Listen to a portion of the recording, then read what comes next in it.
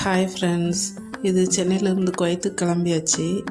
11 o'clock தான் flight. 6 o'clock கிளம்பியாச்சு. ரொம்ப டிராஃபிக்காக தான் இருந்துச்சு. கேபெல்லாம் புக் பண்ணி எல்லாம் ஏர்போர்ட் போய் சேர்றதுக்கு 8:15 கிட்ட ஆகிடுச்சு.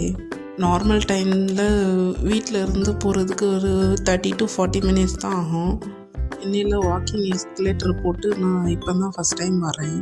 1:30 லேண்ட் ஆயாச்சு.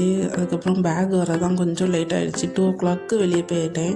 ரிசீவ் பண்ணுறது ஹஸ்பண்ட் வரல, ஆனால் அவங்களுக்கு தெரிஞ்ச ஒரு அண்ணாவை அனுப்பிச்சிருந்தாங்க. 2:30 வீட்டுக்கு போயிட்டேன். மூத்த பையன் எப்படா வருவேன்னு சொல்லிட்டு வெயிட் பண்ணிகிட்டே இருந்திருப்பான் போல். கரெக்டாக போகவும் எந்திரிச்சு வந்துட்டான்.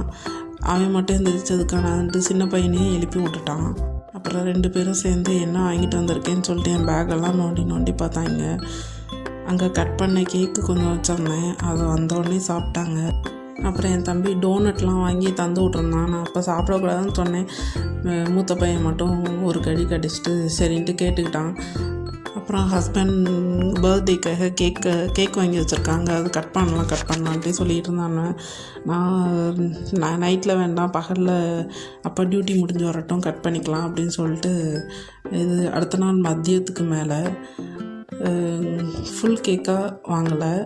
இந்த மாதிரி ஒரு 5 ஃப்ளேவர் மட்டும் வாங்கியிருந்தாங்க. எங்கள் அம்மா அப்பா தம்பி கூடயும் பர்த்டே செலிப்ரேட் பண்ணியாச்சு.